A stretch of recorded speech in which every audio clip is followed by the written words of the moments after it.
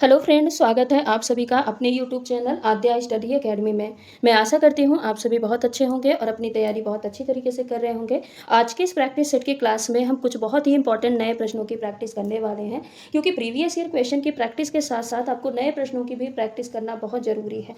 जब हम PYQ question की प्रैक्टिस करते हैं तो हमको सारे क्वेश्चन पढ़े पढ़े से लगते हैं और सारे क्वेश्चन बिल्कुल रट जाते हैं दिमाग में। तो हम थोड़ा सा प्रश्न पढ़ते हैं और थोड़ा सा प्रश्न पढ़ने के बाद हम उसका आंसर दे देते हैं। तो यहाँ पे क्या होता है कि जब हम घर में क्वेश्चन सॉल्व करते हैं तो कम टाइम में ही सॉल्व हो जाता है, यानी हमारे 40 मिनट 45 मिनट आधे घंटे बच भी जाते हैं।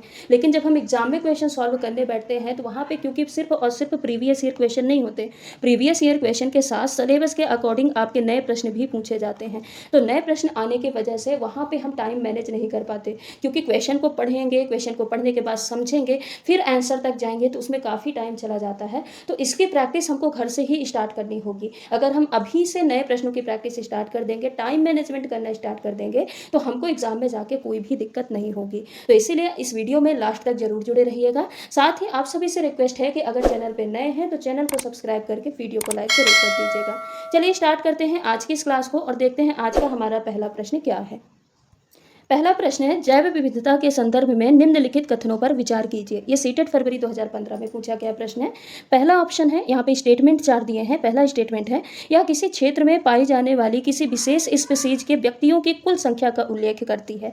बी है, ये किसी दिए गए क्षेत्र में केवल पादप जात और प्राणी जाति की किसी विशेष स्पीसीज का उल्लेख करती है। सी है, यह किसी दिए गए क्षेत्र के पादप जात और प्राणी जाति की विभिन्न स्पीसीज का उल्लेख करती है। डी है, यह जानवरों के लिए कृत्रिम रूप से बनाया गया एक संरक्षित क्षेत्र है। यहाँ पे जैव विविधता के संदर्भ में सही कथन कौन सा है? ऑप्शन दिए हैं ए बी सी, केवल सी, यहाँ पे ए सी डी या ए बी। बताइए इस प्रश्न का करेक्ट आंसर क्या होगा।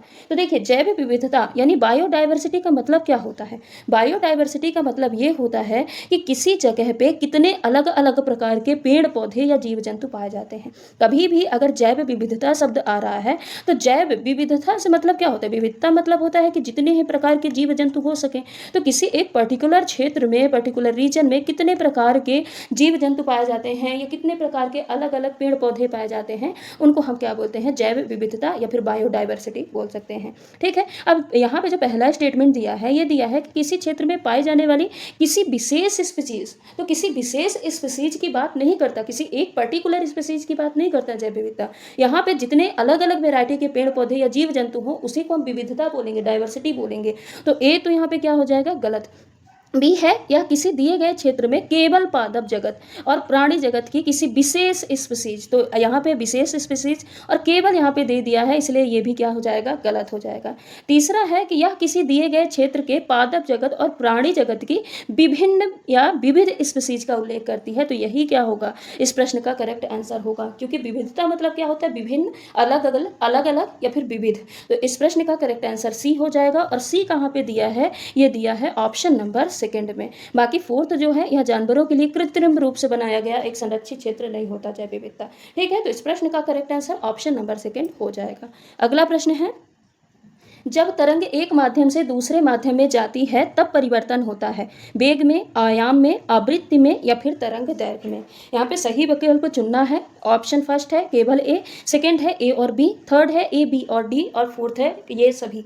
बताइए इस प्रश्न का करेक्ट आंसर यहाँ पे क्या होगा। ये बोला है कि जब प्रकाश की किरण या तरंग एक माध्यम से दूसरे माध्यम में जाती है। देखिए, माध्यम क्या होता है? माध्यम या तो सघन माध्यम होगा या तो विरल माध्यम होगा। दो ही माध्यम होते हैं, सघन या फिर विरल। तो अगर कोई प्रकाश की किरण ठोस से तरल में जा रही, कहाँ जा रही? ठोस से तरल में जा रही, तो यहाँ पे भी माध्यम परिवर्तन हो रहा, यानी सघन से विरल में जा रही। और अगर विरल से जा रही है ठोस में, तो यहाँ पे भी माध्यम परिवर्तन हो रहा, यानी विरल से कहाँ जा रही? ठोस में या सघन में जा रही है। तो जब तरंग जो होती हैं, प्रकाश किरण होती हैं, चाहे ध्वनि की तरंग हो या फिर हम प्रकाश किरण माने, जब ये एक माध्यम से दूसरे माध्यम में जाती है ना, तो इनकी स्पीड बदलती है। क्या होती है? इनकी स्पीड बदलती है। अब बताइए कि कहीं अगर हम विरल माध्यम में है तो वहाँ पे स्पीड हमारी क्या हो जाएगी? ज़्यादा हो जाएगी। और अगर हम कहीं पे डेंसर मीडियम में है, सघन माध्यम में है, जैसे हम प्रकाश किरण की ही बात करें, तो प्रकाश किरण जब सघन माध्यम में होती है तो क्या होती है? इसकी जो स्पीड होती है वो कम होती है, क्योंकि वो कंजस्टेड एरिया में होती है। वहीं पे विरल अगर माध्यम में प्रकाश की किरण चली जाएगी तो इसकी स्पीड बढ़ जाएगी। लेकिन ध्वनि में जस्ट अपोजिट होता है। ध्वनि अगर सघन माध्यम में है, ठोस माध्यम में चल रही, तो ज़्यादा तेज चलती है ध्वनि तरंगे, और अगर विरल माध्यम में चल रही है तो वो क्या होती है? ज़्यादा धीमी चलने लगती है। जैसे ध्वनि ठोस में सबसे ज़्यादा चलती है, फिर लिक्विड में उससे कम चलती है और सबसे कम किस में चलती है, गैस में चलती है। अब हम आते हैं प्रश्न में। तो देखिए यहाँ पे दिया है कि तरंग जब एक माध्यम से दूसरे माध्यम में जाती है तो वेग में परिवर्तन होता है कि नहीं होता, तो होता है, ये बिल्कुल करेक्ट है, वेग में परिवर्तन होता है। हर माध्यम में तरंग के चलने की गति अलग अलग होती है, इसलिए माध्यम बदलते ही वेग में या स्पीड में परिवर्तन हो जाता है। आयाम में होता है कि नहीं होता, तो आयाम में भी होता है। जैसे माध्यम बदलता है ना, तो माध्यम बदलने से कुछ जो ऊर्जा होती है ये वापस लौट जाती है, कुछ ऊर्जा आगे जा सकती है, इसीलिए आयाम में भी परिवर्तन हो जाता है। तरंग दैर्घ्य में भी परिवर्तन होता है, जब वेग बदलता है तो तरंग दैर्घ्य में भी परिवर्तन होता है, लेकिन आवृत्ति में कोई भी परिवर्तन नहीं होता, क्योंकि आवृत्ति किस पे डिपेंड करती है, स्रोत पे डिपेंड करती है, सोर्स पे डिपेंड करती है। अब जिस स्रोत से जितनी आवृत्ति से तरंगे निकली हैं वो उसी आवृत्ति को बरकरार रखती हैं, ठीक है, अलग अलग स्रोत पे डिपेंड करती हैं, ये माध्यम पे डिपेंड नहीं करती। इसलिए आवृत्ति छोड़ के बाकी ए बी डी इस प्रश्न का करेक्ट आंसर हो जाएगा। तो ए बी डी किस में दिया है, ऑप्शन नंबर 3 में दिया है। अगला प्रश्न है, निम्न कथनों पर विचार कीजिए। वसाएं कार्बनिक विलायकों में घुलनशील होती हैं। वसाएं केवल जंतुओं से प्राप्त होती हैं। आहार में उच्च मात्रा में संतृप्त वसा की उपस्थिति से हृदयघात हो सकता है। उपरोक्त में से कौन सा कथन सही है, केवल ए और बी और सी या ए और सी? बताइए इस प्रश्न का करेक्ट आंसर क्या होगा। तो स्टेटमेंट फर्स्ट क्या दिया है कि वसाएं कार्बनिक विलायकों में घुलनशील होती हैं, ये सही है कि नहीं है? बिल्कुल सही है। जो वसाएं होती हैं, वसाएं पानी में कभी नहीं घुलती। अगर हम वाटर की बात करें, पानी, तो पानी में ये कभी नहीं घुलती हैं, लेकिन कार्बनिक विलायक जो होते हैं, अब कार्बनिक विलायक क्या क्या होते हैं, जैसे ईथर, क्या हो जाएगा, ईथर, क्लोरोफॉर्म, तो इनमें ये क्या होती है, घुलनशील होती है। इनमें क्या होती है, घुलनशील होती है, यानी वसाएं कार्बनिक विलायकों में घुलती हैं, ये ठीक है। दूसरा है, वसाएं केवल जंतुओं से प्राप्त होती हैं। क्या जंतुओं से प्राप्त होती हैं? बिल्कुल नहीं। वसाएं जंतु और पादप दोनों से प्राप्त होती हैं, पादप और जंतु दोनों से प्राप्त होती हैं। अब जैसे जंतुओं से मक्खन और घी प्राप्त होता है, और पादप से क्या क्या प्राप्त होता है, जैसे सरसों का तेल, सरसों का तेल ये किससे प्राप्त होता है, सरसों का तेल प्राप्त होता है किससे, प्लांट से, और मूंगफली का तेल भी किससे प्राप्त होता है, प्लांट से। तो वसाएं केवल जंतुओं से ना प्राप्त होकर जंतु और पादप दोनों से प्राप्त होती हैं, इसीलिए बी यहाँ पे गलत हो जाएगा। सी है, आहार में उच्च मात्रा में अगर हम सैचुरेटेड फैट लेते हैं, संतृप्त वसा लेते हैं, तो इससे हार्ट रिलेटेड प्रॉब्लम हो सकती है, तो ये भी बिल्कुल सही है। जो संतृप्त वसा होता है ना, ये रूम टेम्परेचर पे सॉलिड स्टेट में पाया जाता है, यानी जमी हुई अवस्था में पाया जाता है, इससे ये हृदयघात जैसी समस्या को उत्पन्न करता है, इसलिए आहार में हमको संतृप्त वसा की कम से कम मात्रा लेनी चाहिए। तो यहाँ पे इस प्रश्न में ए स्टेटमेंट सही है और सी स्टेटमेंट सही है, जो कि ऑप्शन नंबर 4 पे दिया है। कहाँ पे दिया है, ऑप्शन नंबर 4 पे दिया है। अगला प्रश्न है, कोई छात्र मैग्नीशियम रिबन का वायु में दहन करता है और बची हुई राख को आसुत जल में घोलकर विलयन बनाता है। इस विलयन की एक बूंद क्रमशः पहले नीले लिटमस पर डालता है, फिर लाल लिटमस पर डालता है। वह प्रेक्षण करेगा कि नीला लिटमस लाल हो जाता है जबकि लाल लिटमस लाल ही रहता है, नीला लिटमस लाल हो जाता है जबकि लाल लिटमस नीला हो जाता है, नीला लिटमस रंगहीन हो जाता है जबकि लाल लिटमस लाल ही रहता है, नीला लिटमस नीला ही रहता है जबकि लाल लिटमस नीला हो जाता है। बताइए इस प्रश्न का करेक्ट आंसर क्या होगा।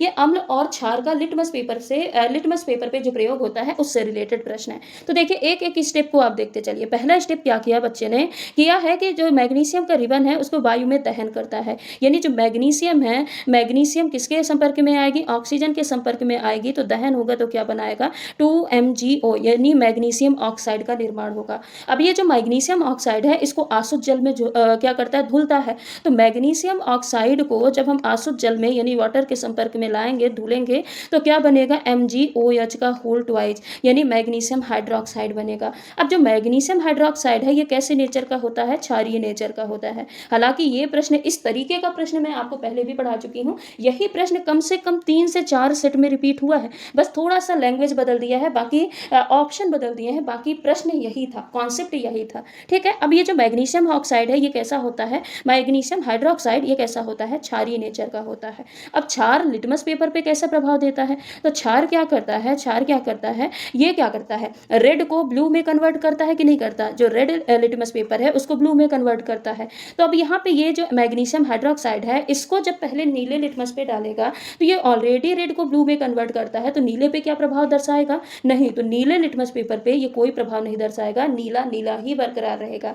लेकिन जब इसको लाल लिटमस पेपर पे डालेगा मैग्नीशियम हाइड्रोक्साइड को बच्चा, तो वो क्या हो जाएगा, वो ब्लू कलर में कन्वर्ट हो जाएगा, किसमें कन्वर्ट हो जाएगा, ब्लू कलर में कन्वर्ट हो जाएगा। और ये कहाँ पे दिया है, तो ये दिया है ऑप्शन नंबर 4 पे। कहाँ पे दिया है, ऑप्शन नंबर 4 में, कि नीला लिटमस पेपर नीला ही रहता है जबकि लाल लिटमस पेपर नीला हो जाता है। ठीक है, अगला प्रश्न है, 2 किलोग्राम द्रव्यमान का एक पिंड 490 जूल गतिज ऊर्जा के साथ ऊपर की ओर फेंका जाता है। वह ऊंचाई जहां पिंड की गतिज ऊर्जा प्रारंभिक मान की आधी हो जाएगी क्या होगी, 10 मीटर, 21.12 मीटर, या फिर 25 मीटर, या फिर 20 मीटर। बताइए इस प्रश्न का करेक्ट आंसर क्या होगा। तो देखिए, मास यानी द्रव्यमान कितना दिया है, मास दिया है यहाँ पे 2 kg।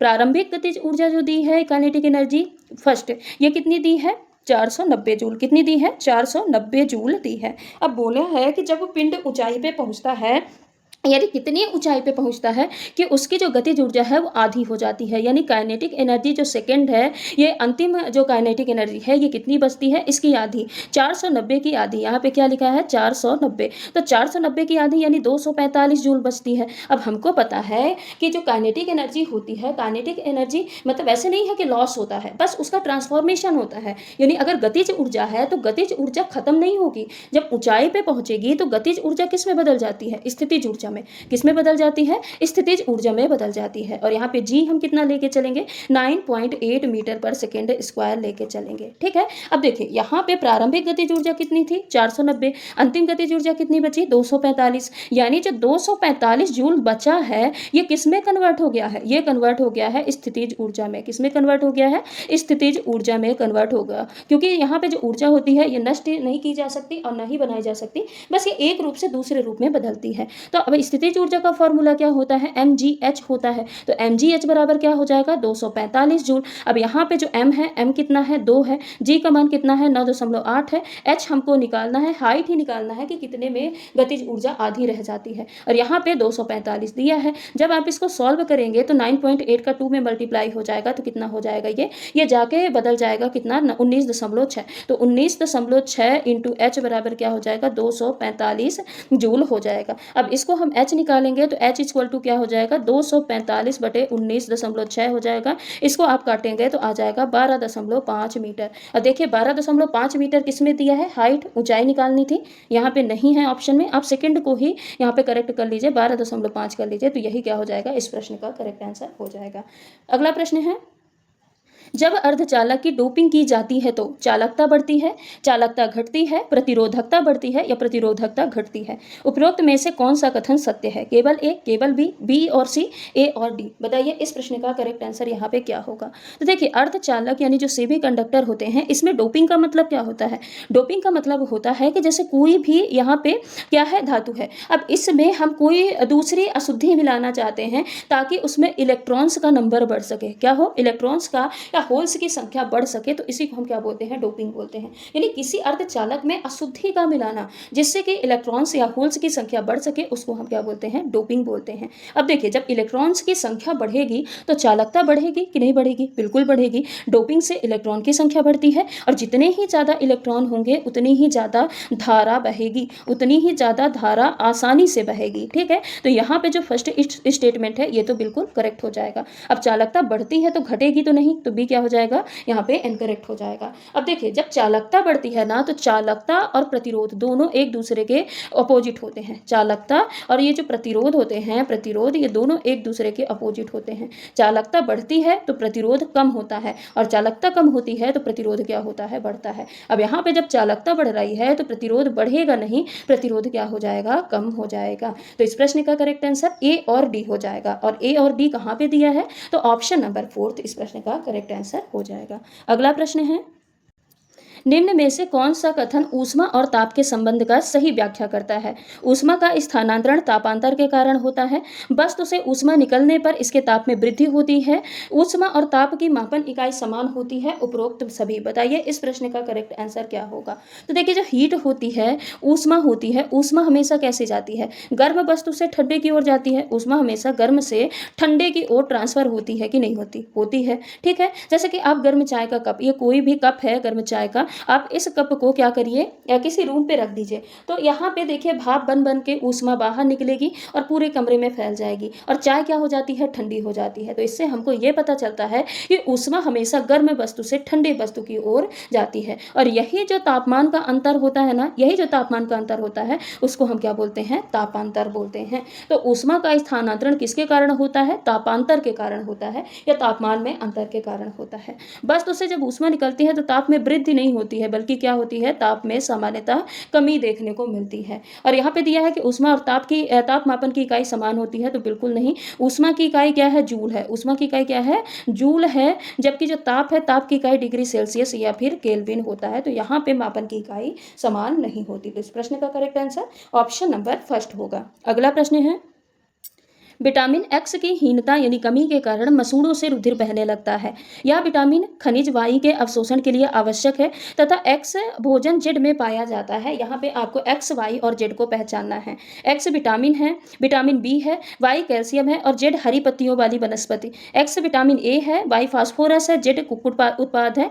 और एक्स विटामिन डी है, वाई कैल्शियम है, जेड दुग्ध उत्पाद है। एक्स विटामिन सी है, वाई आयरन है और जेड नींबू वंश का फल है। बताइए इस प्रश्न में एक्स, वाई, जेड क्या होगा। तो पहले ही दिया है कि विटामिन एक्स की कमी अगर होती है तो मसूड़े से रुधिर बहने लगता है, यानी मसूड़े से खून आने लगता है। और मसूड़े से खून किस रोग में आता है, स्कर्वी में आता है। किसमें आता है, स्कर्वी रोग में आता है। अब ये जो स्कर्वी होती है, स्कर्वी किसके कारण होती है, विटामिन सी के कारण होती है। किसके कारण होती है, विटामिन सी। अब जो विटामिन सी होता है, विटामिन सी क्या करता है, हमारे बॉडी में आयरन का अवशोषण करता है। क्या करता है, आयरन के अवशोषण में मदद करता है। और विटामिन सी पाया कहाँ जाता है, तो जितने भी खट्टे फल होते हैं, नींबू वंश के फल होते हैं, उनमें विटामिन सी पाया जाता है। जैसे कि नींबू, संतरा, ये विटामिन सी के अच्छे स्रोत होते हैं। तो यहाँ पे क्या हो जाएगा, यहाँ पे हो जाएगा, यहाँ पे एक्स की जगह पे हो जाएगा विटामिन सी। तो ये किसमें दिया है, ऑप्शन नंबर फोर्थ में, कि एक्स की जगह पे विटामिन सी हो जाएगा, वाई की जगह पे आयरन हो जाएगा और जेड की जगह पे क्या हो जाएगा, नींबू वंश के फल हो जाएंगे। तो इस प्रश्न का correct answer option number fourth है।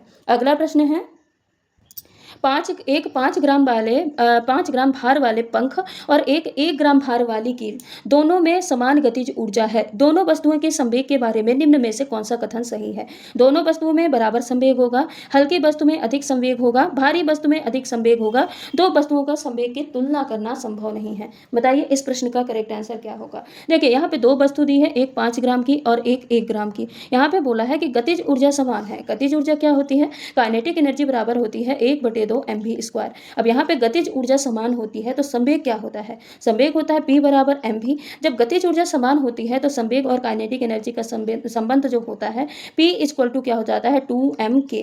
अब यहाँ पे गतिज ऊर्जा समान है, काइनेटिक एनर्जी या के ई यहाँ पे लिख सकते हैं। जब गतिज ऊर्जा यहाँ पे समान है तो ये जो क्या बोलते हैं संवेग है, ये किस पे डायरेक्ट डिपेंड करेगा, मास पे। यानी जिसका द्रव्यमान ज्यादा, जिसका मास ज्यादा होगा उसका संवेग भी क्या होगा, ज्यादा होगा। यानी भारी वस्तु का संवेग ज्यादा होगा और हल्की वस्तु का संवेग कम होगा। तो पंख कितने ग्राम का है, 5 ग्राम का, और जो कील है वो 1 ही ग्राम की है। तो जो पंख है, पंख का संवेग ज्यादा होगा। अब यहाँ पे पंख और कील दी नहीं है, तो यहाँ पे ऑप्शन नंबर 3 इस प्रश्न का करेक्ट आंसर हो जाएगा कि जो भारी वस्तु है, भारी वस्तु में अधिक संवेग होगा। अगला प्रश्न है, नीचे दिए गए जनन से संबंधित पदों के समुच्चय पर विचार कीजिए। ये सीटेट जुलाई 2013 में पूछा गया प्रश्न है। शुक्राणु अंडवाहिनी अंड गर्भाशय, अंडोत्सर्ग अंड अंडवाहिनी गर्भाशय, शुक्राणु वृषण शुक्रनलिका शिश्न, ऋतुस्राव अंड अंडवाहिनी गर्भाशय। इसमें से सही संयोजन के समुच्चय को चयन आपको करना है।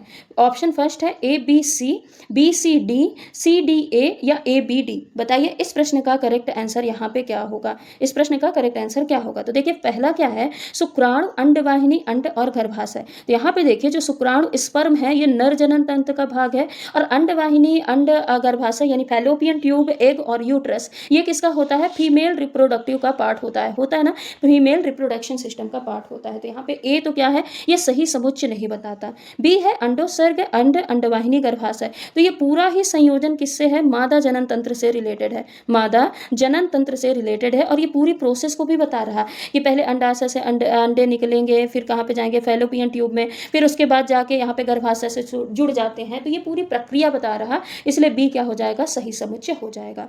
तीसरा है शुक्राणु विषण शुक्रनलिका शिश्न। तो ये भी क्या है, पूरा यहाँ पे मेल रिप्रोडक्टिव सिस्टम से जुड़ा है, ठीक है, यहाँ पे नर जनन तंत्र से जुड़ा है। देखिए इसमें भी पूरी प्रोसेस बता रहा है कि कैसे विषण में शुक्राणु बनते हैं, फिर वो शुक्रनलिका के माध्यम से शिश्न तक पहुंचते हैं। तो ये भी पूरी प्रक्रिया बता रहा, तो सी भी क्या हो जाएगा, करेक्ट स्टेटमेंट हो जाएगा, करेक्ट समुच्चय हो जाएगा।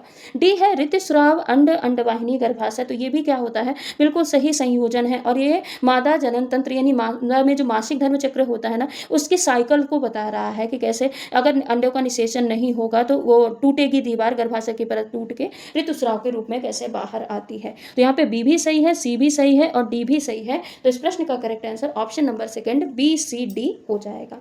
अगला प्रश्न है, यदि दो इलेक्ट्रोड जल में डूबे हों तथा उनके द्वारा विलयन से विद्युत धारा प्रवाहित करने पर क्या होगा, ऑक्सीजन के बुलबुले धन सिरे पर उत्पन्न होंगे, हाइड्रोजन के बुलबुले धन सिरे पर उत्पन्न होंगे, ऑक्सीजन के बुलबुले ऋण सिरे पर उत्पन्न होंगे, उपरोक्त में से कोई नहीं। बताइए इस प्रश्न का करेक्ट आंसर क्या होगा। तो देखिए पानी में अगर हम बिजली प्रवाहित करते हैं तो पानी में बिजली प्रवाहित करने पर या फिर जब भी पानी में दो इलेक्ट्रोड डालकर बैटरी से हम जोड़ते हैं तो पानी जो है वो दो भागों में टूट जाता है, हाइड्रोजन और ऑक्सीजन दो भागों में टूट जाता है। अब ये दोनों गैसें अलग अलग सिरों में जाके इकट्ठी होगी, एक जाके इकट्ठी होगी धन सिरे के पास और एक जाके इकट्ठी होगी ऋण सिरे के पास। तो जो धन सिरा होता है इसको हम क्या बोलते हैं, एनोड, क्या बोलते हैं, एनोड सिरा बोलते हैं। और एनोड सिरे के पास कौन जाके इकट्ठा होती है, ऑक्सीजन, यानी ऑक्सीजन के बुलबुले धन सिरे पर दिखाई देते हैं। और जो हाइड्रोजन है इसको हम क्या बोलते हैं, इसको हम ऋण सिरे को क्या बोलते हैं, कैथोड बोलते हैं। और कैथोड सिरे पे जाके कौन इकट्ठा होता है, हाइड्रोजन इकट्ठा होता है, यानी हाइड्रोजन के बुलबुले जो होते हैं वो ऋण सिरे पे जाके उत्पन्न होते हैं। तो यहाँ पे दिया है कि ऑक्सीजन के बुलबुले धन सिरे पर उत्पन्न होते हैं, तो ऑप्शन नंबर फर्स्ट ही इस प्रश्न का करेक्ट आंसर हो जाएगा। अगला प्रश्न है, निम्न में से कौन सा कथन सही नहीं है। चावल खाने से हम अपने शरीर में कार्बोहाइड्रेट की पूर्ति कर सकते हैं। संतुलित आहार खाकर अभावजन्य रोगों की रोकथाम की जा सकती है। शरीर के लिए संतुलित आहार में कई प्रकार के खाद्य पदार्थ होने चाहिए। शरीर को सभी पोषक तत्व उपलब्ध कराने के लिए मांस पर्याप्त है। बताइए इस प्रश्न का करेक्ट आंसर क्या होगा। तो देखिए चावल खाने से हमें अपने शरीर में कार्बोहाइड्रेट की पूर्ति होती है, तो बिल्कुल सही है। चावल में कार्बोहाइड्रेट बहुत अधिक मात्रा में होता है, इसलिए ये शरीर को ऊर्जा देने यानी एनर्जी देने का काम करता है। तो यहाँ पे क्या है, ये फर्स्ट जो ऑप्शन है ये सही है। अब यहाँ पे नहीं पूछा है, आपको इनकरेक्ट ऑप्शन फाइंड करना है। अब संतुलित आहार खा के अभावजन्य रोगों की रोकथाम की जा सकती है, बिल्कुल सही है। जो बैलेंस डाइट होती है ना, ये इसमें सारे पोषक तत्व लगभग मौजूद होते हैं जो कि हमारे बॉडी के लिए इंपॉर्टेंट है, हमारे बॉडी के लिए जरूरी है। अगर हम संतुलित आहार यानी बैलेंस डाइट करते हैं तो बहुत सारे जो कमी से रोग होते हैं हम उनसे बच सकते हैं। तो यहाँ पे सेकेंड भी ऑप्शन सही है। तीसरा है, शरीर के लिए संतुलित आहार में कई प्रकार के खाद्य पदार्थ होने चाहिए, सही है। संतुलित आहार केवल ये नहीं है कि कार्बोहाइड्रेट से मिल जाएगा, यानी सिर्फ चावल खाने से मिल जाएगा, या सिर्फ रोटी खाने से मिल जाएगा, या सिर्फ दाल खाने से मिल जाएगा। इसके लिए हमको कई सारे खाद्य पदार्थ के मिक्सचर को खाना होता है, तब जाके हम बैलेंस डाइट कर पाते हैं। तो यहाँ पे 3 भी सही है। फोर्थ ऑप्शन है, शरीर को सभी पोषक तत्व उपलब्ध कराने के लिए मांस पर्याप्त है। ऐसा नहीं है, मांस बस खाने से सारे पोषक तत्व नहीं मिल जाते हैं, इसलिए यहाँ पे नहीं पूछा है। तो इस प्रश्न का करेक्ट आंसर ऑप्शन नंबर 4 हो जाएगा। अगला प्रश्न है, ट्रिपल एंटीजन एक बच्चे को दी जाती है। पोलियो, चेचक, डिप्थीरिया को रोकने के लिए, डिप्थीरिया, कुकर खांसी, टिटनेस को रोकने के लिए, चेचक, कुकर खांसी और टिटनेस को रोकने के लिए, या पोलियो, टिटनेस, कुकर खांसी को रोकने के लिए। तो देखिए ट्रिपल एंटीजन क्या होता है, डीपीटी, क्या होता है, डीपीटी होता है। और जो डीपीटी होता है, डीपीटी किसके लिए दिया जाता है, तो डी से हो जाएगा डिप्थीरिया, डी से क्या हो जाएगा, डिप्थीरिया, पी से क्या हो गया, पर्टूसिस, पर्टूसिस को हम क्या बोलते हैं, कुकर खांसी भी बोलते हैं, क्या बोलते हैं, कुकर खांसी भी बोलते हैं, तो कुकर खांसी हो जाएगा। और टी से क्या हो जाएगा, टिटनस। तो जो डीपीटी का टीका दिया जाता है ये किसके लिए दिया जाता है, डिप्थीरिया, कुकर खांसी और टिटनेस को रोकने के लिए दिया जाता है। बल्कि पोलियो के लिए 2 अलग अलग डोज दिए जाते हैं जो कि पोलियो के ही होते हैं, एक इंजेक्शन के रूप में और एक ड्रॉप के रूप में दिया जाता है। बाकी इस प्रश्न का correct answer option number second हो जाएगा। अगला प्रश्न है, किसी जलाशय में मछलियों को ध्यान से देखने पर लगभग सभी मछलियों के पंख एवं पूंछ चपटी होती हैं, जो उन्हें जल के अंदर सुरक्षा प्रदान करती हैं, जल के अंदर दिशा परिवर्तन में सहायता करती हैं, जल के अंदर संतुलन बनाए रखने में सहायता करती हैं। यह विकल्प 2 और 3 दोनों सही हैं। बताइए इस प्रश्न का करेक्ट आंसर क्या होगा। देखिए मछलियों के जो पंख होते हैं और पूंछ होती हैं ये हमेशा चपटी होती हैं, और ये बहुत ही महत्वपूर्ण होती है क्योंकि ये जो चपटी पूंछ होती है ना, ये जल के अंदर दिशा परिवर्तन में भी मदद करती हैं। यानी जो मछलियाँ दाएं बाएं हवाएं देखिए ऐसे ऐसे ऐसे ऐसे घूम पाती हैं ना, ये दिशा बदल पाती हैं, वो किसके कारण? पंख और पूंछ के स्ट्रक्चर के कारण वो दिशा बदल पाती हैं। साथ ही जल के अंदर वो डूबे नहीं, संतुलन जो बना रहता है उनका ना, वो भी किसके कारण होता है? पंख और पूंछ के कारण होता है। तो यहाँ पे 2 भी सही है, 3 भी सही है, तो इस प्रश्न का करेक्ट आंसर ऑप्शन नंबर 4 हो जाएगा, विकल्प 2 और 3। बाकी सुरक्षा प्रदान करने का काम पूंछ और पंख का नहीं होता है। ठीक है, अगला प्रश्न है, रीमा ने अपने दोस्त को बताया कि भिंडी फल है। उसके दोस्त सहना उसकी बात पर नहीं मानी। निम्न में से कौन सा कथन सही है? भिंडी में बीज होते हैं अतः यह फल है।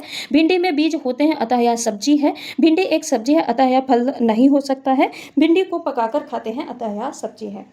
बताइए इस प्रश्न का करेक्ट आंसर यहाँ पे क्या होगा?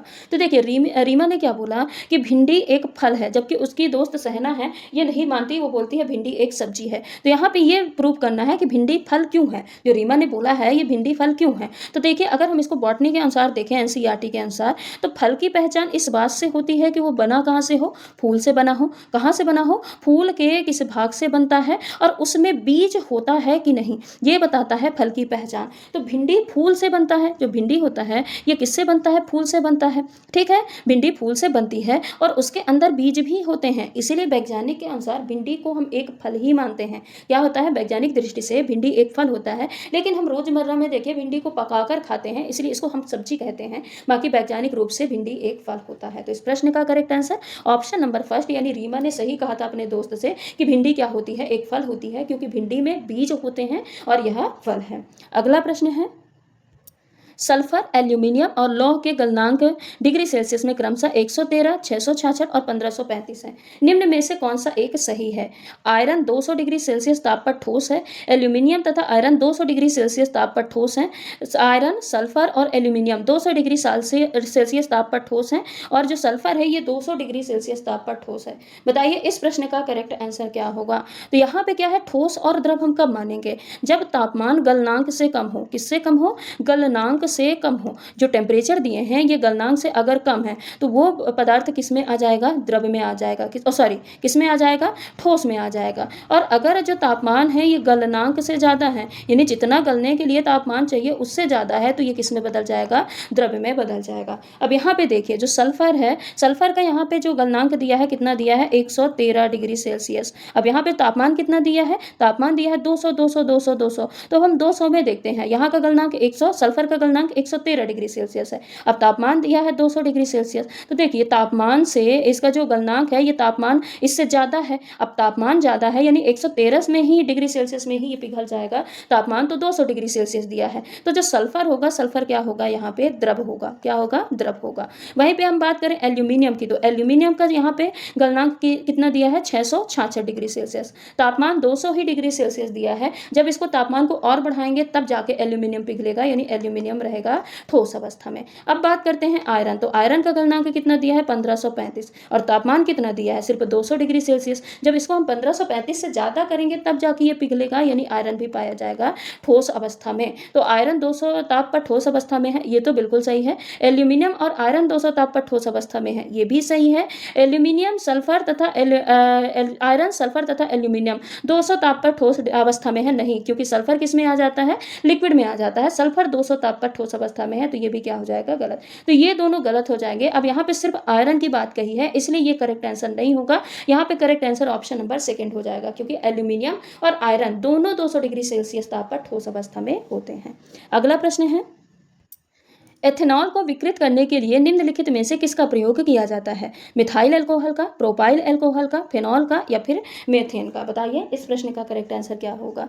जो एथेनॉल होता है, एथेनॉल को विकृत करने के लिए या डीनेचुरेटेड करने के लिए एक अल्कोहल मिलाया जाता है, जिसको हम बोला जाता है मेथेनॉल या फिर मिथाइल अल्कोहल। जनरली एथेनॉल और मेथेनॉल जब मिलते हैं तो विकृत एथेनॉल यहाँ पे तैयार हो जाता है। विकृत मतलब जो कि पीने योग्य ना हो, विकृत मतलब खराब, खराब यानी जो पीने योग्य ना हो। तो इस प्रश्न का correct answer option number first हो जाएगा। अगला प्रश्न है, विद्युत शक्ति या सामर्थ्य के संदर्भ में निम्नलिखित में से कौन सा कथन असत्य है? गलत यहाँ पे पूछा है। यह एकांक समय में उपयुक्त क्या है ऊर्जा है। इसका एसआई मात्रक जूल होता है। विद्युत शक्ति का व्यवहारिक मात्रक अश्व शक्ति होता है या उपरोक्त सभी। बताइए इस प्रश्न का करेक्ट आंसर यहाँ पे क्या होगा। बोला है विद्युत शक्ति के बारे में जो गलत स्टेटमेंट है उसको बताना है। तो विद्युत शक्ति यानी पावर का मतलब क्या होता है? पावर का मतलब ये होता है कि किसी उपकरण द्वारा 1 सेकंड में कितना 1 सेकंड में कितनी ऊर्जा खर्च की जा रही है, कितनी ऊर्जा खर्च हो रही है, इसको हम क्या बोलते हैं? पावर बोलते हैं। पावर का फॉर्मूला भी होता है, पावर इक्वल टू क्या होता है? Energy upon time. ये क्या होता है? एनर्जी अपॉन टाइम होता है। तो यहाँ पे ऑप्शन है एकांक समय में उपयुक्त ऊर्जा यानी उपयोग की गई ऊर्जा क्या कहलाती है? पावर कहलाती है। तो ये तो क्या होगा? सही होगा। इसका एसआई मात्रक जूल होता है? नहीं। जूल किसका एसआई मात्रक होता है? जूल ऊर्जा वगैरह का एसआई मात्रक होता है, कार्य का एसआई मात्रक होता है। यहाँ पे विद्युत शक्ति का एसआई मात्रक पूछा है तो विद्युत शक्ति का एसआई मात्रक होता है वाट। क्या होता है? वाट होता है। इसका व्यवहारिक मात्रक अश्व शक्ति होता है, बिल्कुल सही है। पावर का व्यवहारिक मात्रक अश्व शक्ति होता है और 1 हॉर्स पावर बराबर होता है लगभग 746 वाट के। कितना? 746 वाट के होता है। तो यहाँ पे 1 भी सही है, 3 भी सही है। जो सेकंड ऑप्शन दिया है वो क्या दिया है? गलत दिया है कि एसआई मात्रक जूल ना होके वाट होता है। ठीक है, अगला प्रश्न है निम्नलिखित कार्बनिक यौगिक में निम्न में से कौन सा यौगिक सदिश श्रेणी का है? C2H6O2 तथा C2H6O, C2H6O2 तथा CH4O, C2H6O तथा CH4O, C2H6O तथा C2H6। बताइए इस प्रश्न का करेक्ट आंसर क्या होगा। यहाँ पे सदिश श्रेणी यानी होमोलोगस सीरीज पूछा है। क्या बोला है? होमोलोगस सीरीज पूछा है। तो होमोलोगस सीरीज क्या होती है? ऐसे कार्बनिक यौगिक जो एक ही क्रियात्मक समूह से जुड़े हों, यानी यहाँ पे जो फंक्शनल ग्रुप हो, फंक्शनल ग्रुप क्या होना चाहिए? एक होना चाहिए। फंक्शनल ग्रुप एक ही होना चाहिए और सूत्र सामान्य होना चाहिए। सूत्र कैसा होना चाहिए? सामान्य सूत्र होना चाहिए। सामान्य सूत्र कैसा होना चाहिए? समान होना चाहिए। ठीक है, और लगातार 2 सदस्यों के बीच में कितने का अंतर होना चाहिए? CH2 का अंतर होना चाहिए। तो ये क्या कहलाएगा? सदृश श्रेणी या होमोलोगस सीरीज कहलाएगी। अब यहाँ पे देखिए जो ऑप्शन नंबर 3 है, हम सीधे ऑप्शन पे बात करते हैं, बाकी आप सब एक बार चेक जरूर कर लीजिएगा। देखिए ऑप्शन नंबर जो 3 है C2H6O, यहाँ पे CH4O। अब दोनों OH समूह से जुड़े हैं तो इनका समूह भी सेम है। समूह भी क्या है? सेम है। और इनके बीच अगर देखा जाए तो अंतर भी सेम है। 1 कार्बन का अंतर है और 2 हाइड्रोजन का अंतर है, तो CH2 का अंतर भी है और सामान्य सूत्र भी समान होता है। इसीलिए जो 3 है C2H6O और CH4O, इनको हम सदृश श्रेणी या होमोलोगस सीरीज के अंतर्गत रखते हैं। तो इस प्रश्न का करेक्ट आंसर ऑप्शन नंबर 3 हो जाएगा। अगला प्रश्न है निम्नलिखित कथनों में से कौन सा कथन असत्य है? प्राकृतिक गैस मेथेन तथा एथेन का मिश्रण होता है। Biogas methane, hydrogen, hydrogen sulphide और कार्बन डाइऑक्साइड का मिश्रण होता है। बायोगैस के उपयोग के बाद टैंक में शेष बची अपशिष्ट का उपयोग उत्तम खाद के रूप में किया जाता है। प्रोड्यूसर गैस सरल, संतृप्त तथा असंतृप्त हाइड्रोकार्बन जैसे एथिलीन, मेथेन और एसिटिलीन का मिश्रण होता है। बताइए इस प्रश्न का करेक्ट आंसर। यहाँ पे असत्य पूछा है। असत्य पूछा है तो यहाँ पे इनकरेक्ट ऑप्शन कौन सा है? तो देखिए पहला जो ऑप्शन दिया है कि प्राकृतिक गैस जो होते हैं ये मेथेन और एथेन का मिश्रण होता है, तो सही है। ये मुख्य रूप से मेथेन जो अधिक मात्रा में होती है और एथेन जो कि कम मात्रा में होती है, इसका मिक्सचर होता है। ठीक है, तो यहाँ पे फर्स्ट तो बिल्कुल करेक्ट है। सेकंड है biogas methane, hydrogen, hydrogen sulphide और कार्बन डाइऑक्साइड का मिश्रण होता है, तो ये भी सही है। बायोगैस में मुख्य भाग हाइड्रोजन होता है, हाइड्रोजन सल्फाइड का होता है और कार्बन डाइऑक्साइड का होता है। तीसरा है बायोगैस के उपयोग के बाद टैंक में जो शेष अपशिष्ट बचता है ना, ये स्लरी बचता है, उसको हम एक बेहतरीन खाद के रूप में उपयोग कर सकते हैं। तो यहाँ पे थर्ड भी सही है। लेकिन जो फोर्थ दिया है यहाँ पे ये दिया है कि जो प्रोड्यूसर गैस होती हैं, यहाँ पे प्रोड्यूसर गैस होती हैं वो सरल, संतृप्त तथा असंतृप्त हाइड्रोकार्बन जैसे एथिलीन, मेथेन और एसिटिलीन का मिश्रण होता है। तो ऐसा नहीं है। ये किसके मिक्सचर होते हैं? प्रोड्यूसर गैस ये मुख्य रूप से किसके मिक्सचर होते हैं? तो कार्बन मोनोऑक्साइड और नाइट्रोजन का गैसीय मिश्रण होता है। एथिलीन, मेथेन और एसिटिलीन का मिक्सचर नहीं होता है। तो इसलिए ये कथन पूरी तरीके से गलत है और यहाँ पे असत्य ही पूछा है। तो इस प्रश्न का करेक्ट आंसर क्या हो जाएगा? ऑप्शन नंबर 4 तो हो जाएगा। तो ये रहे आज के कुछ हमारे महत्वपूर्ण प्रश्न। इस पे 3 से 4 प्रश्न ही थे जो कि प्रीवियस ईयर क्वेश्चन के थे। बाकी हमने 15-16 बिल्कुल नए प्रश्नों की प्रैक्टिस की है और आगे भी हम कंटिन्यूसली बहुत सारे नए प्रश्नों की प्रैक्टिस करने वाले हैं, क्योंकि नए प्रश्नों की प्रैक्टिस भी आपके लिए बहुत इंपॉर्टेंट है टाइम मैनेजमेंट के लिए। तो हम नए प्रश्न और साथ ही साथ कुछ हम पीवाई के क्वेश्चन भी लेते चलेंगे जो कि आपके एग्जाम के लिए इंपॉर्टेंट है। तो हर एक प्रैक्टिस सेट की क्लास से जरूर जुड़िएगा, शुरू से लास्ट तक जुड़े रहिएगा और जितने भी मैं क्वेश्चन करवा रही रही हूँ उसके साथ जो मैं आपको कॉन्सेप्ट क्लियर करते चल रही हूँ उसको दिमाग में ज़रूर बैठाते चलिएगा, क्योंकि वो जो कॉन्सेप्ट क्लियरेंस है ना, ये सबसे ज़्यादा आपको एग्जाम में हेल्प करेगा। अगर किसी टॉपिक से रिलेटेड आपका कॉन्सेप्ट क्लियर है तो उससे कहीं से भी प्रश्न बने, कैसे भी प्रश्न बने, आप आसानी से कर पाएंगे।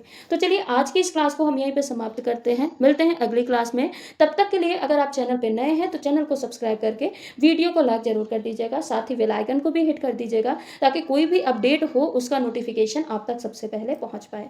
धन्यवाद।